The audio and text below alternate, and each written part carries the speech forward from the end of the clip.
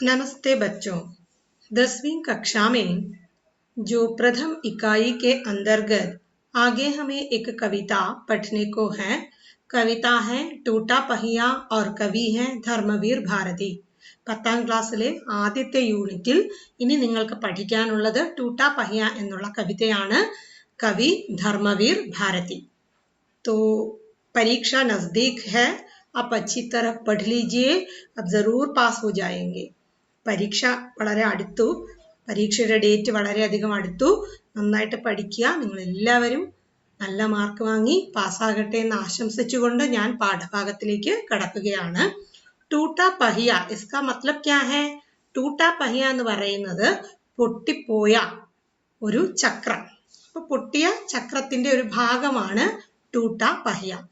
ये एक प्रतीकात्मक कविता है. ഇതൊരു प्रतीकात्मक കവിതയാണ്, സിംബോളിക് കവിതയാണ്. इसके माध्यम से कवि बहुत कुछ कहना चाहती है. ഇതിലൂടെ കവി വളരെയധികം കാര്യങ്ങൾ നമ്മളെ പറഞ്ഞു മനസ്സിലാക്കിക്കുവാനാണ് ശ്രമിക്കുന്നത്. वर्तमान समाज में जो कुछ भी हो रहा है उसे एक प्रतीक के माध्यम से उन्होंने हमारे सामने प्रस्तुत किया है. വർത്തമാന സമൂഹത്തിൽ, സമകാലിക സമൂഹത്തിൽ എന്തെല്ലാം പ്രശ്നങ്ങൾ നടക്കുന്നു അതിനെ അദ്ദേഹം സിംബോളിക് വേയിലൂടെ, പ്രതീകാത്മകമായ രീതിയിൽ നമ്മുടെ മുന്നിൽ അവതരിപ്പിക്കുകയാണ്. इसमें एक मिथक को आधार बना दिया है. ഒരു മിഥകീയ കഥയെ അടിസ്ഥാനപ്പെടുത്തിയിരിക്കുകയാണ്. മഹാഭാരതത്തിലെ കൗരവ പാണ്ഡവരുടെ യുദ്ധമാണ് ഇതിന്റെ പ്രമേയം. മഹാഭാരതത്തിന്റെ കൗരവരുടെയും പാണ്ഡവരുടെയും യുദ്ധ ഭൂമിയാണ് ഇതിന് ആധാരം. അതിലൂടെ हमारे समाज में मानव से जो कुछ भी मूल्य हटती जा रही है, हटते जा रहे हैं, इस पर कवि की नजर पड़ जाता है. നമ്മുടെ മാനവീയ മൂല്യങ്ങൾ, വാല്യൂസ് നഷ്ടപ്പെട്ടുകൊണ്ടിരിക്കുകയാണ്. അതിലേക്കാണ് കവി നമ്മളെ കൊണ്ടുപോകുവാൻ ആഗ്രഹിക്കുന്നത്. तो कविता की ओर जाने से पहले हमें बहुत कुछ जानना जरूरी है. ये टूटा पहिया यानी कि പൊട്ടിയ ചക്രം, ഇത് എപ്പോഴാണ് ഉപയോഗിച്ചത്? ആരാണ് ഉപയോഗിച്ചത്? टूटे एक पहिया के सहारे अभिमन्यु ने चक्रव्यूह का भेद किया था. പൊട്ടിയ ഒരു ചക്രത്തിലൂടെ അഭിമന്യു ചക്രവ്യൂഹത്തിനെ ഭേദിച്ച കഥ നിങ്ങൾക്ക് എല്ലാവർക്കും അറിയാം അല്ലേ? മഹാഭാരതത്തിലെ ഒരു കഥയാണ്. ചക്രവ്യൂഹ് और अभिमन्यु वध. अभिमन्यु वध का आधार क्या है? चक्रव्यूह क्या है?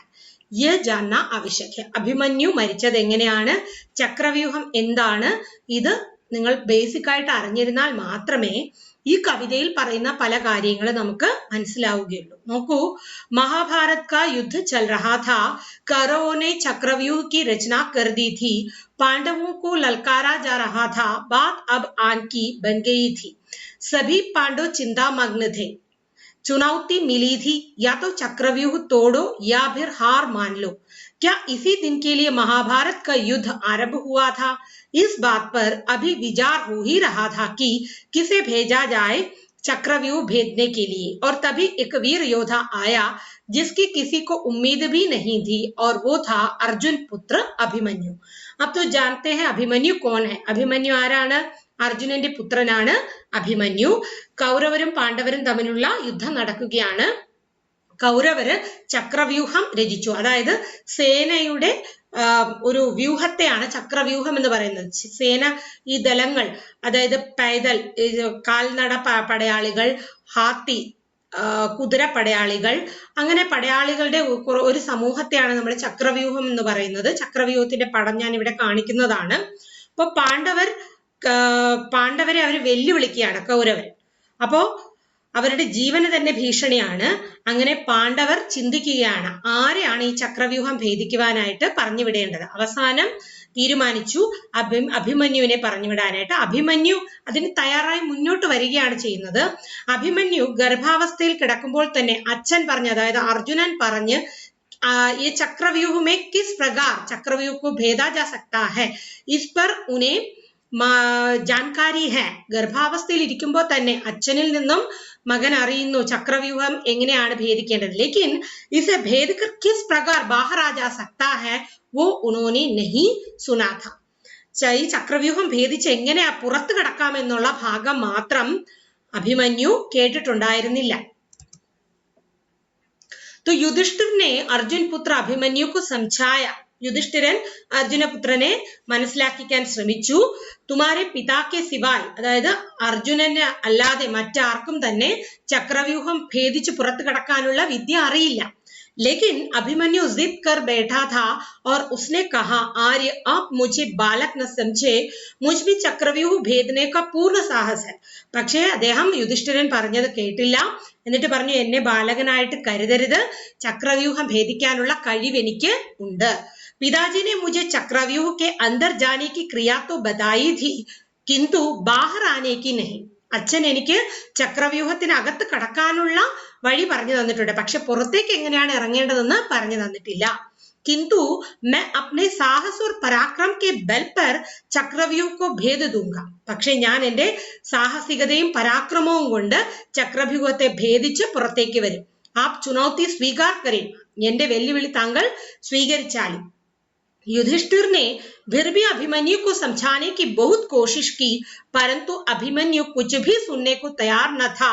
अतः यह निर्णय लिया गया कि अभिमन्यु को चक्रव्यूह तोड़ने के लिए भेजा जाएगा.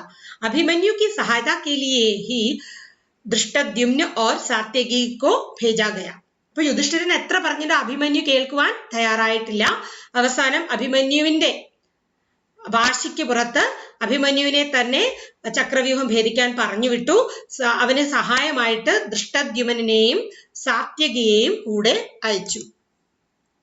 तो अभिमन्यु ने पहले द्वार पर बाणों की वर्षा करते हुए उसे तोड़ दिया.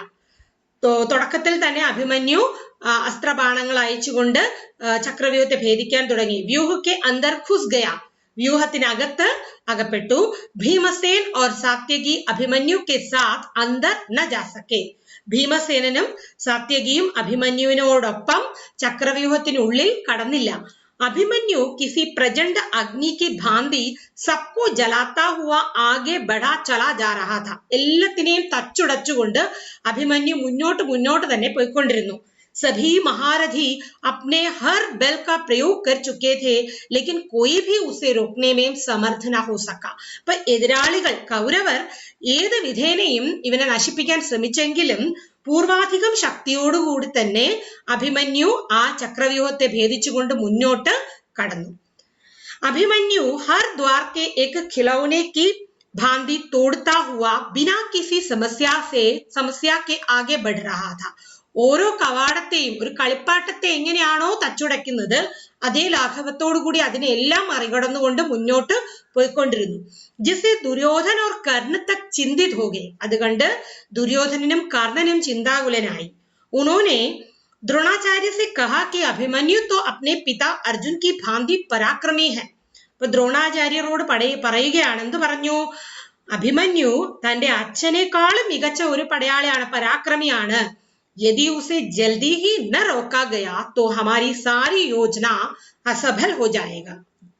അവനെ തടഞ്ഞില്ലെങ്കിൽ നമ്മൾ എന്ത് യോജനയാണോ അല്ലെങ്കിൽ എന്ത് തയ്യാറെടുപ്പുകളാണോ നടത്തിയത് അതെല്ലാം വെള്ളത്തിൽ വരച്ച വര പോലെ വിഫലമായി തീരുമെന്ന് പറഞ്ഞു. अब तक अभिमन्यु बृहद्वल और दुर्योधन के पुत्र लक्ष्मण को यमलोक पहुंचा चुका था. दुर्योधनന്റെ മകനെയൊക്കെ വധിച്ചു. कर्ण दुशासन को पराजित कर राक्षस अलम्बुश को उसने युद्ध क्षेत्र से खदेड़ दिया था. जब कौरवों ने देखा कि उनका कोई भी प्रयत्न सफल नहीं हो रहा तो उन्होंने चल करने की सोची. ഇവിടെയാണ് ശ്രദ്ധിക്കേണ്ടത്.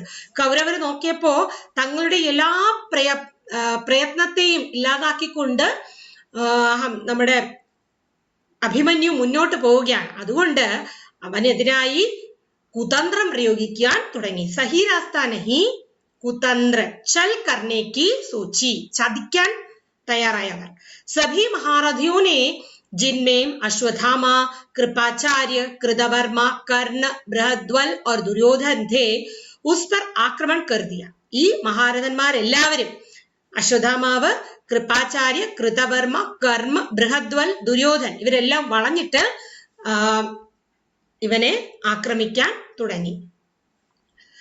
അഭിമന്യുവിനെ ആക്രമിച്ചു.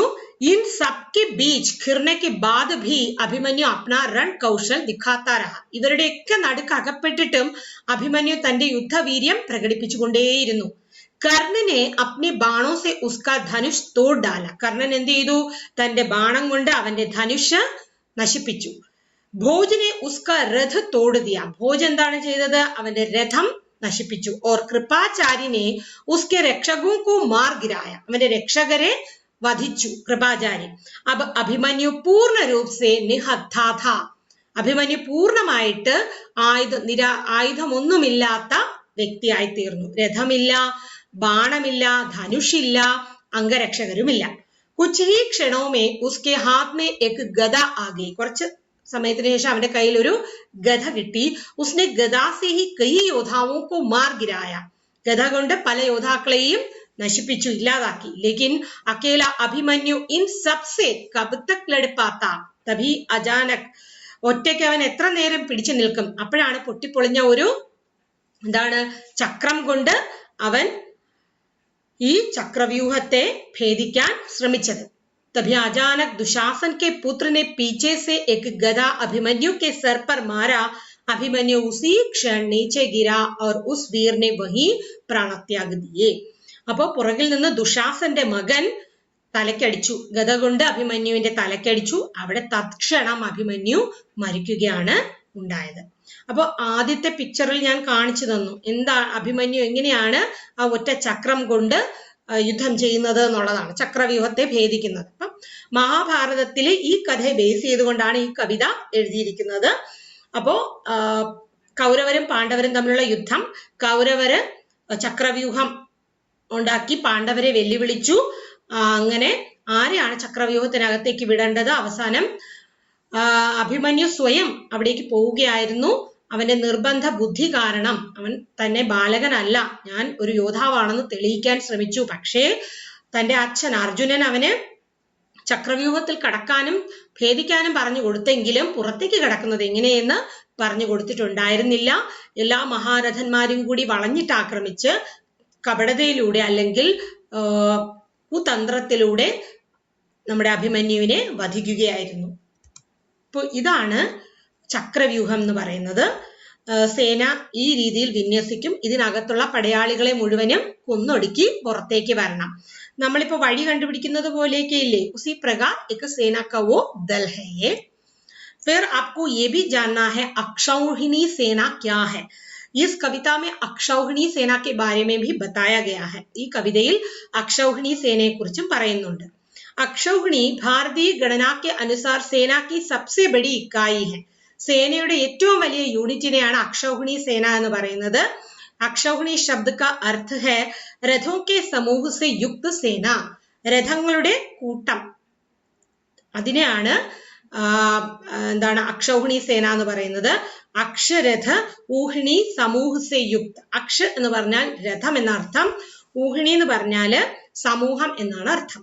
परंपरा के अनुसार भारत वर्ष में सेना के 4 विभाग या अंग माने जाते थे. പരമ്പരയായിട്ട് പറയുന്നത് സൈന്യത്തിന്റെ 4 വിഭാഗങ്ങൾ ഉണ്ടെന്നാണ്. രഥ, ഹാത്തി, ഘോഡ और पैदल.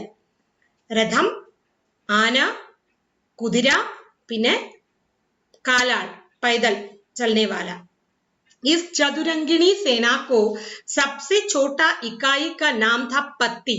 ഈ 4 അംഗ സേനയുടെ ഏറ്റവും ചെറിയ യൂണിറ്റ് ആണ് പത്തി എന്ന് പറയുന്നത്.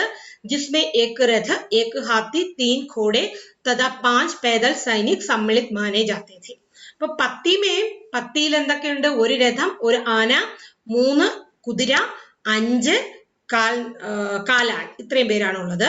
പത്തി, സേനാമുഖ, ഗുൽമ, വാഹിനി, പൃതന, ചമു, അനീകിനി, അക്ഷൗഹിണി സേനാക്കെ യേഹി ക്രമശ ബഡ്നെ വാലെ സ്കന്ധ ഥേ. ഇങ്ങനെയാണ് ഈ സേനയുടെ വലിപ്പത്തിനനുസരിച്ച് ഇതിനെ വിഭജിച്ചിരിക്കുന്നത്. പത്തി, സേനാമുഖ, ഗുൽമ, വാഹിനി, പൃതന, ചമു, അനീകിനി, അക്ഷൗഹിണി. इस प्रकार अंतिम को छोड़कर शेष अपने पूर्व की संख्या से तिगुने होते हैं. അവസാനത്തെ അതായത് അക്ഷൗഹിണിയെ അപേക്ഷിച്ച് ബാക്കിയെല്ലാം തന്നെ ആദ്യത്തതിന്റെ എന്താണ് 3 ഇരട്ടിയായിട്ടായിരിക്കും കാണപ്പെടുന്നത്. അപ്പോ അക്ഷൗഹിണി സേനയിൽ എന്തൊക്കെ ഉണ്ടാകും എന്ന് മാത്രം നമുക്ക് നോക്കി ഇവിടെ അത് നിർത്താം.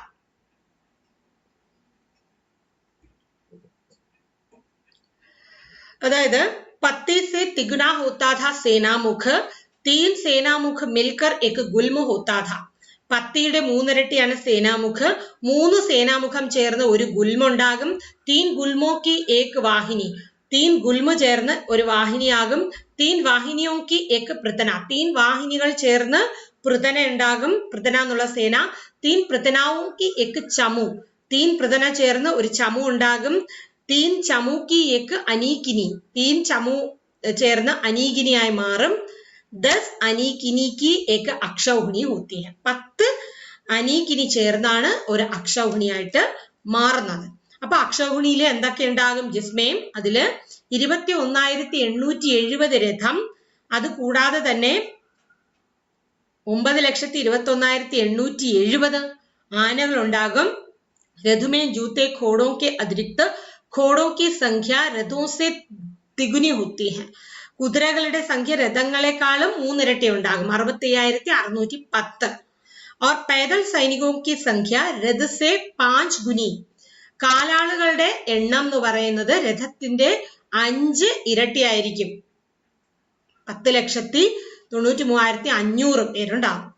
അപ്പൊ ഇങ്ങനെ അക്ഷൗഹിണി സേന എന്ന് പറഞ്ഞാൽ 2,18,700, 2,18,700 ആണ് ഇതിന്റെ സംഖ്യ എന്ന് പറയുന്നത്. അപ്പൊ ഇത് നിങ്ങൾ അറിയാൻ വേണ്ടിയിട്ടാണ് ഇതിനകത്ത് അക്ഷൗഹിണി എന്ന് പറയുമ്പോൾ എന്താണ് ഉദ്ദേശിക്കുന്നതെന്ന് നിങ്ങൾ അറിയാൻ വേണ്ടിയിട്ട് പറഞ്ഞതേ ഉള്ളൂ. तो आगे आप देखिए कवि के बारे में, धर्मवीर भारती. तो धर्मवीर भारती का जन्म 25 दिसंबर 1926 को हुआ था. 25 ഡിസംബർ 25 1926 ധർമ്മവീർ ഭാരതി ജനിച്ചത്. उनकी भाषा परिमार्जित खड़ी बोली है, खड़ी बोली में वो लिखा करती है. खड़ी बोली ഹിന്ദിയിലാണ് അദ്ദേഹം എഴുതിയിരുന്നത്. വിഭിന്ന വിധാവോ में उन्होंने लेखनी चलाई, പല മേഖലകളിൽ അദ്ദേഹം രചനകൾ നടത്തിയിട്ടുണ്ട്. ഉപന്യാസ്, കഹാനി, നാടക്, നിബന്ധ, കവിത, ആലോചന, നോവല്, കഥ, നാടകം, എസ്സേസ്, കവിത, പിന്നെ ക്രിറ്റിസിസം. അപ്പൊ അദ്ദേഹത്തിന്റെ കഹാനി സംഗ്രഹ്, ഷോർട്ട് സ്റ്റോറി കളക്ഷൻസിന്റെ പേരുകളാണ് മുർദോं का गांव, स्वर्ग और पृथ्वी, चाँद और टूटे हुए लोग, बंद गली का आखिरी मकान, सास की कलम से, समस्त कहानियां एक साथ. ഇത് ഇത്രയും അദ്ദേഹത്തിന്റെ ഷോർട്ട് സ്റ്റോറി കളക്ഷൻസ് ആണ്. കാവ്യരചനായൻ, പോയട്രി ഏതൊക്കെയാണ്? ഠണ്ടാലോഹ, സാത് ഗീത്, വർഷ് കനുപ്രിയ, സപ്ന അബിഭി, ആദ്യന്ത്. ഇത് ഇത്രയും അദ്ദേഹത്തിന്റെ പോയട്രി കളക്ഷൻസിന്റെ പേരാണ്. അദ്ദേഹത്തിന്റെ നോവൽ गुनाहों का देवदा, सूरज का 7वां घोड़ा, 11 सपनों का देश, प्रारंभ व समापन. അദ്ദേഹത്തിന്റെ നിബന്ധ് എസ്സേസ് ആണ് ठेले पर हिमालय പശ്യന്തി. ഉनकी कहानियां, അദ്ദേഹത്തിന്റെ കഥകൾ പ്രമുഖമായ കഥകളാണ് അൻകഹി, നദി പ്യാസി थी, नीलचील, मानव मूल्य और साहित्य, ढंडालोहा. पद्य नाटक, नाटक अंधा युग उनके പദ്യരൂപേണ ലിഖാ ഗയ നാടക, പദ്യരൂപത്തിൽ എഴുതപ്പെട്ട നാടകമാണ് അന്ധായുഗ്. ക്രിറ്റിസിസം ബുക്സ് ആണ് പ്രഗതിവാദ്, ഏക സമീക്ഷ, മാനോ മൂല്യ और സാഹിത്യ. അദ്ദേഹത്തിന് കിട്ടിയിട്ടുള്ള പുരസ്കാരങ്ങളാണ് പത്മശ്രീ, ഹൽദി ഘാട്ടി ശ്രേഷ്ഠ പത്രകാരിതാ പുരസ്കാർ, മഹാറാണ മേവാഡ് ഫൗണ്ടേഷൻ സർവശ്രേഷ്ഠ നാടകക്കാർ പുരസ്കാർ, ഭാരത് ഭാരതി പുരസ്കാർ, മഹാരാഷ്ട്ര ഗൗരവ് പുരസ്കാർ, വ്യാസ് സമ്മാൻ. ഇത്രയും അദ്ദേഹത്തിന് കിട്ടിയ പുരസ്കാരങ്ങളാണ്. 4 സിതംബർ 1997 ഡിസംബർ 4 അദ്ദേഹം മരണപ്പെട്ടു. ജനിച്ചത് 25 ഡിസംബർ 1926, മരിച്ചത് സെപ്റ്റംബർ 4 1997. तो आगे देखिए टूटा पहिया. कवि टूटे पहिए के माध्यम से क्या बताना चाहते हैं? टूटा पहिया भी एक प्रतीक है. तो प्रतीकात्मक कविता है. मैंने पहले ही आप लोगों को बताया ये एक प्रतीकात्मक कविता है. ഇതൊരു സിംബോളിക് കവിതയാണെന്ന് ഞാൻ നേരത്തെ തന്നെ നിങ്ങളോട് പറഞ്ഞു. അപ്പോ ഓരോന്നിന്റെ പ്രതീകങ്ങളായിട്ടാണ് കവി ഇവിടെ അവതരിപ്പിക്കുന്നത്. ഓരോന്നിനെയും ഓരോ പ്രതീകങ്ങളായിട്ട് അദ്ദേഹം അവതരിപ്പിക്കുന്നു. टूटा पहिया जो है लघु मानव का, उपेक्षित मानव का, जो दमित पीड़ित लोगों का प्रतीक है. तो कवि बता रहे हैं मैं रथ का टूटा हुआ पहिया हूं लेकिन मुझे फेंको मत. तो कवि अपने आप को टूटा पहिया समझता है. തന്നെ ഒരു പൊട്ടിയ ചക്രത്തോട് ഉപമിച്ചുകൊണ്ട് പറയുകയാണ്. मैं रथ का टूटा हुआ पहिया हूं, രഥത്തിന്റെ പൊട്ടിയ ഒരു ചക്രമാണ്. लेकिन मुझे फेंको मत, പക്ഷേ എന്നെ വലിച്ചെറിയരുത്. ഇവിടെ टूटा पहिया എന്ന് പറയുന്നത് लघु मानव का, दमे दुखित पीड़ित मानव का प्रतीक है. तो इस दृष्टि से देखें तो അങ്ങനെ നമ്മൾ നോക്കുകയാണെങ്കിൽ ലഘുമാനവന്റെ രൂപത്തിൽ നോക്കുകയാണെങ്കിൽ അല്ലെങ്കിൽ ഉപേക്ഷിക്കപ്പെട്ട അടിച്ചമർത്തപ്പെട്ട മാനവന്റെ പ്രതീകമായി കാണുകയാണെങ്കിൽ तो मुझे आप लोग निसार समझकर मत फेंको, मेरी बातों को न सुन के मुझे यूं ही एक पाड़ वस्तु नहीं समझना, ഒരു പാഴ് വസ്തുവായിട്ട് എന്നെ കാണരുത്. तो मैं रथ का टूटा पहिया हूं लेकिन मुझे फेंको मत. तो कवि अपने आप को टूटा पहिया समझता है और बता रहा है कि हम जो जिन चीजों का उपयोग हमें नहीं है उसे हम दूर फेंक दिया जाता है. അല്ലെ, നമുക്ക് ഉപയോഗമില്ലാത്ത വസ്തുക്കളെ നമ്മൾ വലിച്ചെറിയുന്നത് പോലെ, കളയുന്നത് പോലെ. കറിയിൽ കറിവേപ്പില കിടന്നാൽ ആ കറിവേപ്പിലേക്ക് കറി വെക്കുമ്പോൾ മാത്രമേ അതിന് പ്രാധാന്യമുള്ളൂ, വെച്ച് കഴിഞ്ഞാൽ നമ്മൾ അതിനെ വേസ്റ്റ് ആയിട്ട് എടുത്ത് കളയും. ഇവിടെ ലഘുമാനവനായ കവി പറയുകയാണ്, എന്നെ ഒന്നിനും കൊള്ളില്ല എന്നും പറഞ്ഞ് നിങ്ങൾ ഉപേക്ഷിക്കരുത്. ക്യാ ജാനെ കബ് ഇസ് ദുരൂഹ ചക്രവ്യൂഹ में अक्षौहिणी सेनाओं को चुनौती देता हुआ कोई दुस्साहसी अभिमन्यु आकर खिर जाए. तो कवि बता रहे हैं, ആർക്കറിയാം ഈ ദുരൂഹമായ ചക്രവ്യൂഹത്തിൽ അക്ഷൗഹിണി സേനയെ പോലും വെല്ലുവിളിച്ചുകൊണ്ട് ഏതെങ്കിലും ദുസ്സാഹസിയായ അഭിമന്യു അതിൽ അകപ്പെടുമോ ഇല്ലയോ എന്ന് ആർക്കറിയാം. അപ്പം മഹാഭാരതത്തിൽ ചക്രവ്യൂഹത്തിലെ അക്ഷൗഹിണി സേനയെ പോലും വെല്ലുവിളിച്ചുകൊണ്ട് अगपट्टा अभिमन्युविने पोले आज के समाज में जो लघु मानव जो है सामाजिक समस्याओं से घिरकर पड़े हुए हैं. ഇവിടെ ഈ അക്ഷൗഹിണി സേന എന്ന് പറയുന്നത് തന്നെ മറ്റൊരു പ്രതീകമാണ്. എന്ത് പ്രതീകമാണ് അക്ഷൗഹിണി സേന? अक्षौहिणी सेना समाज की अक्षौहिणी और चक्रव्यूह जो है समाज में प्रचलित समस्याओं का प्रतीक है.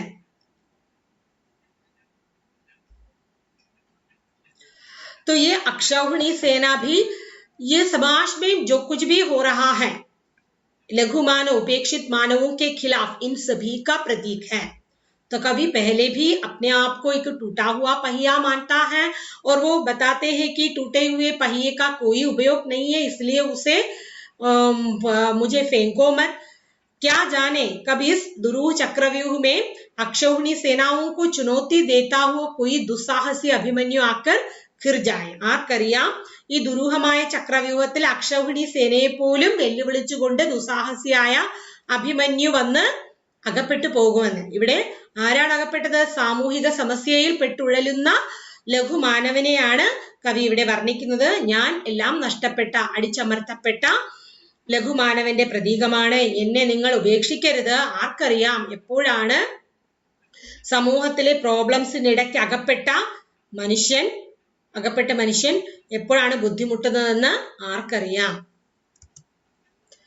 अपने पक्ष को असत्य जानते हुए भी बड़े बड़े महारथी अकेली निहत्थी आवाज को अपने ब्रह्मास्त्रों से कुचल देना चाहें, तब मैं रथ का टूटा हुआ पहिया उसके हाथों में ब्रह्मास्त्र से लोहा ले सकता हूं. तो महाभारत में जो विपक्षी लोग हैं, जो कौरव जो हैं, जानते हैं कि वो जो कुछ भी करने जा रहे हैं वो सत्य के खिलाफ है, वो अभिमन्यु के खिलाफ षड्यंत्र रच रहे हैं. इस प्रकार जिनके हाथों में कोई हथियार नहीं है उनको अपने ब्रह्मास्त्र से कुचल देना चाहते हैं, उस समय उनका एकमात्र सहारा ये टूटा हुआ पहिया ही है. उसके माध्यम से अभिमन्यु ने क्या किया? ब्रह्मास्त्रों से भी लोहा लेने का प्रयास किया है. അതായത് എതിരാളികൾ കൗരവർക്ക് നന്നായിട്ട് അറിയാം തങ്ങൾ ഈ ചെയ്യുന്നത് എന്താണ്, സത്യത്തിന് നിരക്കാത്തതാണ്, ആയുധമില്ലാത്ത നിരായുധനായ പടയാളിയോട് അല്ലെങ്കിൽ യോദ്ധാവിനോട് യുദ്ധം ചെയ്യാൻ പാടില്ല. എന്നിട്ട് പോലും ആ ബ്രഹ്മാസ്ത്രം കൊണ്ട് കൗരവർ തങ്ങളുടെ ബ്രഹ്മാസ്ത്രം കൊണ്ട് ആയുധമില്ലാത്ത നിരായുധനായ അഭിമന്യുവിനെ നശിപ്പിക്കാൻ ശ്രമിക്കുന്നു. അപ്പോഴും അഭിമന്യുവിന് ഈ പൊട്ടിപ്പൊളിഞ്ഞ ചക്രത്തിന്റെ തുണ്ടാണ് ब्रह्मास्त्रते पोलुम वेल्लुविलिक्कतक्क शक्ति നൽകിയത്. तो यहाँ पर कवि यही बताना चाहते हैं, प्रतीकात्मक रूप से देखेंगे तो बहुत सारी समस्याओं के बीच में जो ठहरे हुए लघु मानव जो है अपना हक मांगने के लिए कुछ भी करने को तैयार हो सकता है. यदि कोई भी कोई भी लघु मानव अपनी समस्याओं से घिर कर रहे तो बड़े बड़े लोग उनकी सहायता के लिए नहीं आ जाएंगे. उनकी सहायता सिर्फ ये लघु मानव ही करने को तैयार हो जाएंगे. तो आगे देखिए, मैं रथ का टूटा पहिया हूं लेकिन मुझे फेंको मत. इतिहासों की सामूहिक गति सहसा छूटी पड़ जाने पर क्या जाने सच्चाई टूटे हुए पहियों का आश्रय ले.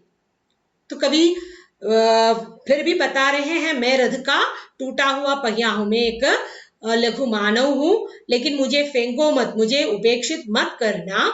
इतिहासों की सामूहिक गति, जो इतिहास गढ़ते हैं उसकी जो सामूहिक गति सहसा छूटी पड़ जाने पर, इतिहास में जो कुछ भी रचा हुआ है वो सब हमें कभी न कभी छूटा लग जाने लगे तो क्या जाने सच्चाई टूटे हुए पहियों का आश्रय ले. सच्चाई बाहर लाने के लिए हमें इन टूटे हुए पहियों का आश्रय लेना है. यानी कि ये जो लघु मानव है वो समाज में बहुत सारी अन्यायों को सहना पड़ता है, लेकिन जो महारथों से, जो ऊंचे स्तर वालों से पूछने पर उसका जो सच्चाई हमारे सामने नहीं आ जाएगी. सच्चाई का पता चलने के लिए दमित पीड़ित लोगों से ही बातचीत करने की आवश्यकता होती है. സത്യം ഇന്ന് എല്ലാവരും മറച്ചു പിടിക്കുകയാണ്. അപ്പോൾ ചരിത്രം എഴുതപ്പെടുമ്പോൾ പലപ്പോഴും നമുക്ക് ചരിത്രം വായിക്കുമ്പോൾ ചരിത്രത്തിന്റെ ഗതി നോക്കുമ്പോൾ പലതും നമുക്ക് കള്ളമായിട്ട് തോന്നും. സത്യം മനസ്സിലാക്കണമെങ്കിൽ സാധാരണക്കാരനോട് ചോദിക്കണം, അടിച്ചമർത്തപ്പെടുന്ന മനുഷ്യനോട് ചോദിക്കണം. ഇതാണ് കവി ഇവിടെ പറയുവാൻ ആഗ്രഹിക്കുന്നത്. ഒന്നുകൂടി പറയാം, കവി अपने आप को एक टूटा हुआ पहिया समझते हैं. സ്വയം തന്നെ ഒരു പൊട്ടിയ ചക്രത്തോട് ഉപമിച്ചിരിക്കുകയാണ്. പൊട്ടിയ ചക്രമാണെന്ന് കരുതി എന്നെ ഉപേക്ഷിക്കരുത്. लेकिन मुझे फेंको मत. क्या जाने कब इस दुरूह चक्रव्यूह में अक्षौहिणी सेनाओं को चुनौती देता हुआ कोई दुस्साहसी अभिमन्यु आकर घिर जाए. महाभारत में जिस प्रकार दुस्साहसी अभिमन्यु चक्रव्यूह की अक्षौहिणी सेना को भी चुनौती देता हुआ आगे बढ़ गया और उसमें घिर गया, तो इस प्रकार जो है समाज में जो लघु मानव है वो सामाजिक समस्याओं के अंदर घिर कर उन समस्याओं को भी, उन अधिकारियों को भी चुनौती देने के लिए आगे आ जाए. അപ്പോൾ എങ്ങനെയാണോ മഹാഭാരതത്തിൽ അഭിമന്യു ചക്രവ്യൂഹത്തിന് അകപ്പെട്ട് അത് ഭേദിക്കാൻ ശ്രമിക്കുന്നത്, അതുപോലെയാണ് ഇന്നത്തെ ലഘുമാനോ പ്രോബ്ലംസിന്റെ നടുക്കാണ് ജീവിക്കുന്നത്. ആ പ്രോബ്ലംസിനെ പോലും തച്ചുടച്ചുകൊണ്ട് അതിനെയും വെല്ലുവിളിച്ചുകൊണ്ട് മുന്നോട്ട് പോകാൻ ഉള്ള സാഹസം ഈ ലഘുമാനവന് ഉണ്ട്. വീണ്ടും അദ്ദേഹം പറയുകയാണ്, अपने पक्ष को असत्य जानते हुए भी बड़े बड़े महारथी अकेले निहत्थी आवास को अपने ब्रह्मास्त्रों से कुचल देना चाहे. തങ്ങൾ ചെയ്യുന്നത് തെറ്റാണെന്ന് മനസ്സിലാക്കിയിട്ടും വലിയ വലിയ മഹാരഥന്മാര് ആയുധമില്ലാത്തവനെ, അവന്റെ ശബ്ദത്തെ ബ്രഹ്മാസ്ത്രം കൊണ്ട് നശിപ്പിക്കാൻ ശ്രമിക്കും. അനീതിക്കെതിരായിട്ട് ഇന്നത്തെ സമൂഹത്തിൽ നമ്മൾ പറഞ്ഞു കഴിഞ്ഞാൽ അനീതിക്കെതിരായിട്ട് ശബ്ദമുയർത്തുന്ന സാധാരണക്കാരനെ കുതന്ത്രങ്ങളിലൂടെ അവന്റെ വായടപ്പിക്കുന്ന തന്ത്രം, അത് തന്നെയാണ് അക്ഷൗഹിണി സേനയിൽ അകപ്പെട്ട അഭിമന്യുവിനോട് കൗരവർ ചെയ്യുന്നത്. എന്താണ് ചെയ്യുന്നത്? നിരായുധനായ അവനെ ബ്രഹ്മാസ്ത്രം കൊണ്ട് നശിപ്പിക്കാൻ ശ്രമിക്കുന്നു. तब मैं रथ का टूटा हुआ पहिया उसके हाथों में ब्रह्मास्त्रों से लोहा ले सकता है. അപ്പോഴും ഈ പൊട്ടിപ്പൊളഞ്ഞ ചക്രമാണ് അവന്റെ കൈകളിൽ ബ്രഹ്മാസ്ത്രത്തെ പോലും വെല്ലുവിളിക്കാൻ തക്കതായ ശക്തി പകർന്നു നൽകിയത്. അപ്പോ നിരാലംബരായ വ്യക്തിയുടെ ശബ്ദത്തെ തച്ചുടയ്ക്കാൻ ശ്രമിക്കുമ്പോൾ ആ ശബ്ദത്തെ ഒന്നുകൂടി ബലവത്താക്കി മുന്നോട്ട് കൊണ്ടുവരാൻ സാധാരണക്കാരന്റെ ശബ്ദങ്ങൾക്ക് മാത്രമേ സാധിക്കൂ എന്നാണ് കവി ഇവിടെ പറയുന്നത്. मैं रथ का टूटा पहिया हूं लेकिन मुझे फेंको मत, इतिहासों की सामूहिक गति सहसा छूटी पड़ जाने पर क्या जाने सच्चाई टूटे हुए पहियों का आश्रय ले. अंत में कवि यही बताना चाहते हैं, അവസാനം കവി പറയുകയാണ്, ഞാൻ പൊട്ടിപ്പൊളിഞ്ഞ ചക്രമാണ്, പക്ഷെ എന്നെ ഉപേക്ഷിക്കരുത്. ചരിത്രത്തിന്റെ താളുകളിൽ ചരിത്രത്തിന്റെ ഗതി നോക്കിക്കഴിഞ്ഞാൽ എല്ലാം പൊള്ളയായി നമുക്ക് തോന്നും. പക്ഷേ സത്യം പുറത്തേക്ക് കൊണ്ടുവരണമെങ്കിൽ നമുക്ക് പലപ്പോഴും ഈ പൊട്ടിപ്പൊളിഞ്ഞ ചക്രത്തെ ആശ്രയിക്കേണ്ടി വരും. അതായത് ചരിത്രത്തിൽ എഴുതപ്പെടുന്ന പല കാര്യങ്ങളും നമുക്ക് പലപ്പോഴും തെറ്റായിട്ട് തോന്നാം. അത് മനസ്സിലാക്കണമെങ്കിൽ സാധാരണക്കാരൻ അല്ലെങ്കിൽ शोषित पीड़ित दमित लोगों से ही सच्चाई बाहर आ जाएगी. സത്യം പുറത്തേക്ക് കൊണ്ടുവരാൻ അവർക്ക് മാത്രമേ സാധിക്കൂ. സമൂഹത്തിൽ ഇന്ന് പലപ്പോഴും സത്യത്തെ മറച്ചു വെക്കുകയാണ് ചെയ്യുന്നത്. ആ സത്യം സാധാരണക്കാരനിലൂടെ അല്ലെങ്കിൽ ലഘുമാനവനിലൂടെയാണ് പുറത്തേക്ക് വരുന്നത്. ഇനി നമുക്ക് ഈ ടെക്സ്റ്റിലുള്ള ചില ക്വസ്റ്റ്യൻ ആൻസർ നോക്കാം. പ്രതീകം അത് എന്തിനെയാണ് പ്രതിനിധാനം ചെയ്യുന്നത് എന്നുള്ളതാണ്. टूटा पहिया लघु मानव का प्रतीक है, अभिमन्यु उच्च मानव का प्रतीक है, चक्रव्यूह आधुनिक समस्याओं का प्रतीक है, महारथी विपक्षी दल का प्रतीक है, ब्रह्मास्त्र शक्तिशाली हथियार का प्रतीक है. कुछ प्रश्नों का उत्तर. टूटा पहिया कविता का अर्थ. प्रश्न 1, अपने पक्ष को असत्य जानते हुए भी बड़े बड़े महारथी अकेले निहत्थी आवाज को अपने ब्रह्मास्त्रों से कुचल देना चाहे. इन पंक्तियों के आशय पर चर्चा करें. ഈ വരികളുടെ ആശയം. ये पंक्तियां महाभारत के एक प्रसंग पर आधारित है. महाभारतത്തിലെ ഒരു സന്ദർഭവുമായി ബന്ധപ്പെട്ടതാണ്. अभिमन्यु ने चक्रव्यूह में अकेले ही प्रवेश किया. कौरव सेना के महारथियों ने उसे घेर कर उसके सब शस्त्रास्त्र नष्ट कर डाले. अभिमन्यु के शत्रु पक्ष के लोग जानते थे कि न्याय अभिमन्यु के पक्ष में है, फिर भी वे उसे कुचल देने के लिए मार डालने के लिए तैयार हो गए. ഇപ്പൊ മഹാഭാരതത്തിലെ ഒരു സന്ദർഭമാണ്. അഭിമന്യു ഒറ്റയ്ക്ക് ചക്രവ്യൂഹത്തിൽ കയറി. കൗരവസേനയിലെ മഹാരഥന്മാർ അദ്ദേഹത്തെ വളഞ്ഞു. അവന്റെ എല്ലാ ആയുധങ്ങളും നഷ്ടപ്പെടുത്തി. അഭിമന്യുവിന്റെ ശത്രുപക്ഷത്തിലെ ആളുകൾക്ക് അറിയാം അഭിമന്യുവിന്റെ പക്ഷത്താണ് ന്യായം. എന്നാലും അവനെ നശിപ്പിക്കാൻ, അവനെ കൊല്ലാൻ അവര് തയ്യാറായി. तब मैं रथ का टूटा हुआ पहिया उसके हाथों में ब्रह्मास्त्रों से लोहा ले सकता हूँ. इन पंक्तियों में चित्रित चर्चित पौराणिक संदर्भ वर्तमान परिवेश में कहाँ तक प्रासंगिक है. ഈ വരികളിൽ ചർച്ച ചെയ്തിട്ടുള്ള പൗരാണിക സന്ദർഭം നിലവിലെ സാഹചര്യങ്ങളെ എത്രത്തോളം പ്രസക്തമാണ്. जब सारा संसार किसी साहसी मनुष्य की आवाज को दबाने का प्रयास करेगा, तब मैं रथ का टूटा पहिया उसके हाथों में रहकर शत्रुओं के ब्रह्मास्त्रों को सामना कर सकता हूँ. टूटा पहिया उपेक्षित मानव का प्रतीक है. आजकल समाज में असत्य और अन्याय का बोलबाला है. इन असत्यों और अन्यायों के खिलाफ अगर कोई लड़ेगा तो कोई लघु मानव ही लड़ेगा. സമ്പൂർണ്ണ ലോകം ഏതെങ്കിലും സാഹസികനായ മനുഷ്യന്റെ ശബ്ദത്തെ നശിപ്പിക്കാൻ അല്ലെങ്കിൽ അവന്റെ ശബ്ദത്തെ അടിച്ചമർത്താൻ ശ്രമിക്കുന്നു. അപ്പോൾ ഈ ടൂട്ടാ ഹുവ പഹിയയാണ് അവന്റെ കൈകളിൽ ശത്രുക്കളുടെ ബ്രഹ്മാസ്ത്രമായിട്ട് പ്രയോഗിക്കാൻ സാധ്യമാകുന്നത്. ടൂട്ടാ പഹിയ എന്ന് പറഞ്ഞാൽ ഉപേക്ഷിക്കപ്പെട്ട മനുഷ്യന്റെ പ്രതീകമാണ്. ഇന്ന് സമൂഹത്തിൽ അസത്യവും അന്യായവുമാണ് നടക്കുന്നത്. ഈ അസത്യങ്ങൾക്കും അന്യായത്തിനും എതിരായി ആരെങ്കിലും പൊരുതുന്നുണ്ടെങ്കിൽ അത് ലഘുമാനവൻ മാത്രമായിരിക്കും. लघु मानव ही उसका सहारा बनेगा. तो असत्य और अन्याय के खिलाफ अगर कोई लड़ेगा तो कोई लघु मानव ही उसका सहारा बनेगा. ആരെങ്കിലും അന്യായത്തിനും അനീതിക്കും എതിരായിട്ട് പൊരുതിയാൽ അവന് സഹായകമായി നിൽക്കുന്നത് ലഘുമാനവൻ മാത്രമായിരിക്കും. ഇതാണ് ഈ പംക്തിയുടെ പ്രാസംഗികത. टूटा पहिया कविता का सारांश. इतिहासों की सामूहिक गति सहसा छूटी पड़ जाने पर क्या जाने सच्चाई टूटे हुए पहियों का आश्रय ले. इन पंक्तियों से कवि क्या बताना चाहते हैं. ഈ വരികളിലൂടെ കവി എന്താണ് പറയാൻ ആഗ്രഹിക്കുന്നത്? कवि कहते हैं कि पहिया यदि टूटा है तो भी उसे मत फेंको. यह संसार एक दुरूह चक्रव्यूह है. बड़े बड़े महारथी असत्यों और अन्यायों की अक्षौहिणी सेना लेकर खड़े हैं. കവി പറയാൻ ആഗ്രഹിക്കുന്നത് പൊട്ടിപ്പൊളിഞ്ഞ ചക്രമാണെങ്കിലും അതിനെ നമ്മൾ ഉപേക്ഷിക്കരുത്. ഈ ലോകം എന്ന് പറയുന്നത് ദുരൂഹമായ ഒരു ചക്രവ്യൂഹമാണ്. ഇവിടെ വലിയ വലിയ ആളുകൾ കുറെ അസത്യങ്ങളും അന്യായങ്ങളുമാകുന്ന അക്ഷൗഹിണി സേനയും വെച്ചുകൊണ്ട് നമ്മുടെ മുന്നിൽ നിൽക്കുകയാണ്. ഉൻ മഹാരഥിയോं के कारण इतिहास की गति सहसा छूटी पड़ जाती है. ഈ ആളുകളുടെ കാരണം കൊണ്ട് ചരിത്രത്തിന്റെ ഗതി തന്നെ പൊള്ളയായി മാറിക്കൊണ്ടിരിക്കുകയാണ്. തോ സച്ചായി കോ ടൂട്ടെ പഹിയെ കാ സഹാര ലേനാ പടേഗ. സത്യത്തിന് ഈ പൊട്ടിപ്പൊളിഞ്ഞ ചക്രമാണ് സത്യത്തെ സംരക്ഷിക്കേണ്ടതായി വരുന്നത്. इसलिए टूटे हुए पहिए की उपेक्षा नहीं करनी चाहिए. അതുകൊണ്ട് പൊട്ടിപ്പൊളിഞ്ഞ ചക്രത്തെ ഉപേക്ഷിക്കരുത്. അതായത് ലഘുമാനവ ക തിരസ്കാർ നഹി കർണ ചാഹിയേ. ലഘുമാനവനെ തിരസ്കരിക്കരുത്. സത്യം അറിയണമെങ്കിൽ ലഘുമാനവൻ മാത്രമേ കാണുള്ളൂ.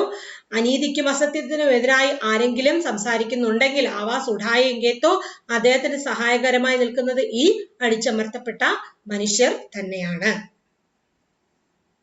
ഇതാണ് ഈ കവിത പറയുന്ന ആശയം. വളരെ വലിയ വിശാലമായ ആശയമാണ് ഈ കവിതയിലൂടെ കവി നമ്മൾക്ക് പകർന്നു നൽകുന്നത്. മഹാഭാരതത്തിലെ അഭിമന്യുവിന്റെ വധം ആ പ്രസംഗം എടുത്തുകൊണ്ട്, ആ ഒരു ഇൻസിഡന്റ് എടുത്തുകൊണ്ട് അതിലൂടെ വർത്തമാനകാല സമകാലിക സമൂഹത്തിന്റെ പൊള്ളയായ രൂപത്തെ നമ്മുടെ മുന്നിൽ അവതരിപ്പിക്കുകയാണ് കവി ചെയ്യുന്നത്.